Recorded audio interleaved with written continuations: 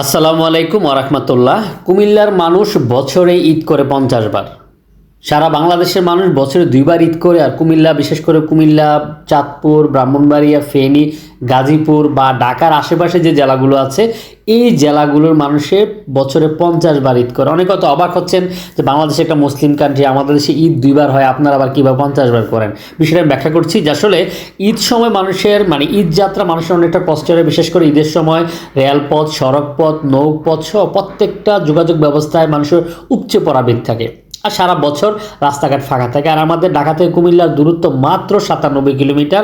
তো এই রাস্তায় আমরা যখনই বাড়ি যাওয়ার জন্য রওনা দিই, এটা হচ্ছে যে কোনো আল্লাহর 50টা শুক্রবার 50টা বৃহস্পতিবার বাড়ি যাইতে গেলে রাস্তার মধ্যে উপচে পড়া ভিড় থাকে।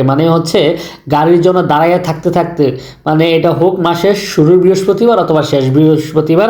অনেকে বলে যে মাসের শুরুর দিকে মানুষের বাড়ি যাওয়ার প্রবণতা বেশি থাকে, শেষ দিকে কম থাকে, কিন্তু আমি এটা আসলে কোনো পার্থক্য পাইলাম না। মাসের শুরু হোক কিংবা শেষ হোক সায়দাবাদ, না হয় কমলাপুর, না হয় টিকাটুলি কিংবা চিটাং রোড, যেখানে যাই প্রত্যেকটা বৃহস্পতিবারে মানুষ উপচে পড়া ভিড় থাকে। কারণ হচ্ছে এই অঞ্চলের মানুষ খুব বেশি বাড়ি যাইতে পছন্দ করে, নিজের এলাকাকে ভালোবাসে।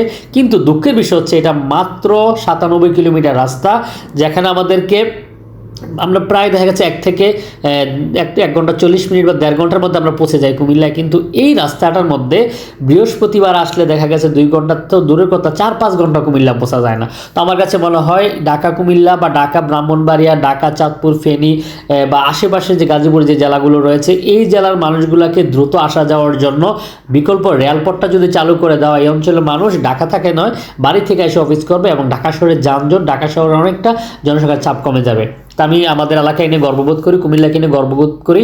এবং আপনার এলাকার মানুষ কয়বার সপ্তাহে বাড়ি যায় মন্তব্য করে জানাতে বলবেন না, এবং আপনার কি অনুভূতি কমেন্টস করে জানাবেন। আজকের মতো বিদায় নিচ্ছি, কথা হবে অন্যদিন অন্য কোনো একটা ভিডিওতে। ততক্ষণ ভালো থাকবেন।